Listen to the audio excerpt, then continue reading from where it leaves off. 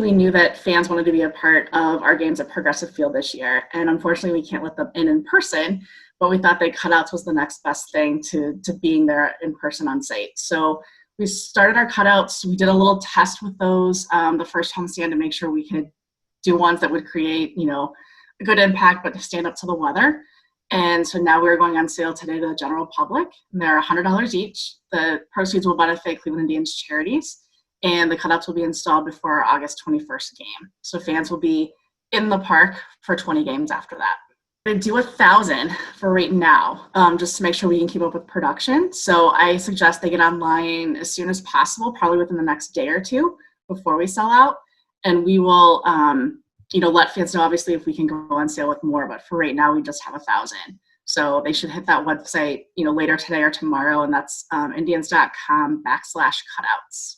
Fun for them to potentially see themselves on TV, because we are going to put the cutouts in places where our cameras typically tend to pick those up on a regular basis.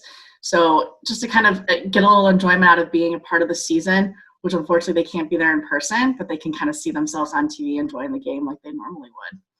We are not going to let fans keep their own spots just because we kind of have figured out where the camera placements are good for television, and we want fans to be seen as much as possible. So we will place them. And then as far as keeping them afterward, right now we're saying no, just because we're not sure, given COVID restrictions and whatnot, if we have a safe way to get those out to people. But we're going to work through that and see if we can figure out a way to keep them after the end of the season. The team will be excited, and we're actually installing tomorrow the families of our players. So we each gave them the opportunity to have some cutouts created of their families. So those will get installed tomorrow, and I think they'll be excited to see that, see some familiar faces in the stands that they're used to seeing, and I think they're going to be really excited to see more fans there as well. There's a couple right now that you'll see. I think Slider has one.